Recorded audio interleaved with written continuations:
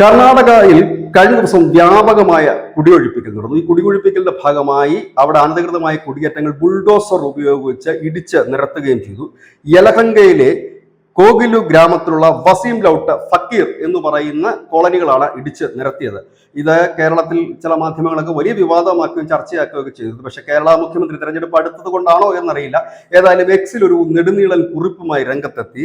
അദ്ദേഹം ആ ഒരു പ്രസ്താവനയിൽ പറയുന്നത്, കർണാടകയിലെ നടപടി ഞെട്ടിക്കുന്നതും വേദനാജനകവുമാണ്. ഉത്തരേന്ത്യൻ നഗരങ്ങളിൽ മാത്രം കണ്ടിട്ടുള്ള സംഘപരിവാർ അജണ്ട ഇപ്പോൾ കർണാടകത്തിലും എത്തിയിരിക്കുന്നു, ബുൾഡോസർ രാജെത്തിയിരിക്കുന്നു എന്നൊക്കെയാണ് വലിയ ദീർഘമായി തന്നെ പ്രസ്താവന അദ്ദേഹം നടത്തിയിരിക്കുന്നത്. ഏതായാലും ഇതിനെതിരെ ഇപ്പോൾ DK ശിവകുമാർ രംഗത്തെത്തിയിരിക്കുന്നു. അദ്ദേഹം പറയുന്നത് തങ്ങളുടെ ആഭ്യന്തര കാര്യങ്ങളിൽ ഇടപെടേണ്ട ആവശ്യമില്ല, കാര്യങ്ങൾ അറിയാതെ പ്രതികരിക്കാൻ നിൽക്കരുത് എന്നാണ്.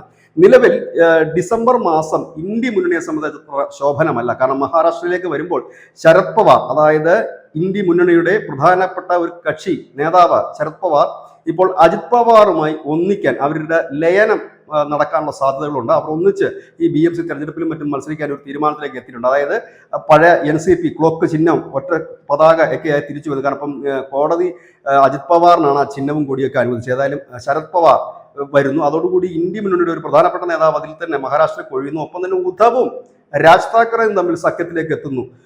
ഏതാണ്ട് കോൺഗ്രസ് ഒറ്റപ്പെട്ട നിലയിലേക്കാണ് മഹാരാഷ്ട്രയിൽ മാറിയിരിക്കുന്നത്. ഇപ്പോഴാണ് ഇത് ഈ CPM-ഉം പിന്നീട് ഇന്ത്യ മുന്നിൽ അവശേഷിക്കുന്ന മറ്റു പാർട്ടികൾ TMC, CPM, DMK തുടങ്ങിയ പാർട്ടികളാണ്. ഇപ്പോൾ ഈ ഒരു വാക്പോര് തുടങ്ങിയിരിക്കുന്നത് ഇന്ത്യ മുന്നണിയിലെ രണ്ട് പ്രധാനപ്പെട്ട കക്ഷികൾ തമ്മിലാണ്. രണ്ടും അധികാരത്തിലിരിക്കുന്ന രണ്ട് പാർട്ടികളാണ്. രണ്ടുപേർക്കും അധികാരമുള്ള രണ്ട് നേതാക്കളാണ് ഈ സംസാരത്തിലേക്ക് എത്തിയിരിക്കുന്നത്. ഏതായാലും ഒരു വല്ലാത്ത ഒരു പ്രതിസന്ധിയിൽ കൂടിയാണ് ഇപ്പോൾ കടന്നു പോകുന്നത്. കാരണം മംഗലാപുരം അടക്കം ഇടങ്ങളിലൊക്കെ ഇടതുപക്ഷ പ്രവർത്തകർക്ക് കുറെ ശക്തിയുള്ള ഇടങ്ങളുമൊക്കെയാണ്. പണ്ട് ഇന്ദ്രനും ചന്ദ്രനും ഭയക്കാത്ത പിണറായി എന്നൊക്കെയുള്ള വിവാദപരമായ പ്രസ്താവനകളും പ്രസംഗങ്ങളും ഒക്കെ നടന്നത് ഈ കർണാടകയുടെ തെക്കൻ മേഖലയിൽ ആയിരുന്നു. അവിടെ നടന്ന ഒരു റാലിയിലായിരുന്നു എന്നുള്ള കാര്യവും ഈ അവസരത്തിൽ പ്രേക്ഷകർ ഓർക്കുന്നുണ്ടാകും. News desk Malayalam.